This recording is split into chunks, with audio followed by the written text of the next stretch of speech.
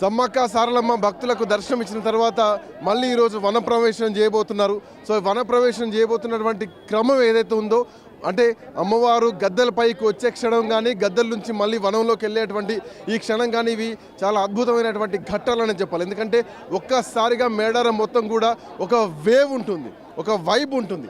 అట్లాంటి మేడారంలో ఒక అద్భుతమైనటువంటి ఘట్టం మళ్ళీ అమ్మవారు భక్తులకు దర్శనం ఇచ్చిన తర్వాత వన ప్రవేశం జరగబోతోంది. సో వన ప్రవేశం జరుగుతున్న క్రమంలో ఇప్పటికే పోలీస్ బందోబస్తు భారీగా ఏర్పాటు చేయడం జరిగింది.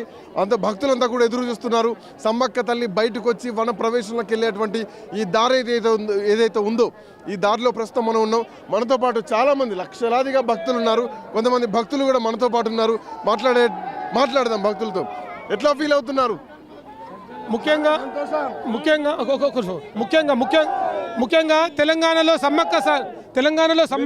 తెలంగాణలో సమ్మక్క సారక్క తల్లి జాతర అంటే మరియు యూపీలో జరిగినటువంటి మహాకుంభమేళా ఉందో తెలంగాణలో కూడా ఈ యొక్క మహాకుంభమేళా అనేటువంటిది సమ్మక్క సారక్క వనదేవతలు ఈ యొక్క గిరిజన బిడ్డలను ఆ రోజు రక్షించింది. అందరూ కోరిన వారికి కొంగు బంగారంగా అమ్మవారు నిలిచింది. గరీబోల యొక్క బంగారం ఈ యొక్క చెరుకు పండించే రైతుల యొక్క ఆ బంగారమే అమ్మవారికి ప్రసాదంగా ఇస్తే అమ్మవారు సంతోషపడ్డది. అమ్మవారు ఆభరణాలు లక్షల కోట్లు అమ్మవారు కోరలేదు. అమ్మవారు గరీబ్ పరిస్థితుల నుండి తను సంపాదించినటువంటి పండినటువంటి పంటని బంగారంగా బెల్లం రూపకంగా ఇస్తున్నారు, నిలువెత్తు బంగారంగా ఇస్తున్నారు. కోరిన కోరికలు అమ్మవారిని తప్పకుండా తలుచుకునే నెరవేరుతాయి. ముఖ్యంగా ఎగ్జాంపుల్ నిన్న రాత్రి నేను 9:30కి అనుకున్నా రావాలని. నేను అసలు మైండ్లో లేకుండే. గతంలో 6 సంవత్సరాల కింద వచ్చాను. నిన్న రాత్రి 9:30కి అనుకున్నాను. నాకు VIP పాస్ వచ్చింది ఒక ఫ్రెండ్ ద్వారా. నేను ఇక్కడ చేరుకున్నాను. ఇది అమ్మవారి యొక్క మహిమ. కనుక ఈ కోట్లాది మందికి మరి తెలంగాణ ప్రభుత్వం కూడా అద్భుతమైన ఏర్పాట్లు చేసింది. ముఖ్యంగా తెలంగాణ ప్రభుత్వానికి పార్టీలు ఏవైనా సరే ప్రభుత్వానికి కూడా ప్రత్యేక ధన్యవాదాలు తెలియజేస్తున్నాం. ముఖ్యంగా ఎన్నెల నుంచి వస్తున్నారు? నేను గత ఒక 6 సంవత్సరాలుగా వస్తా ఉన్నాను.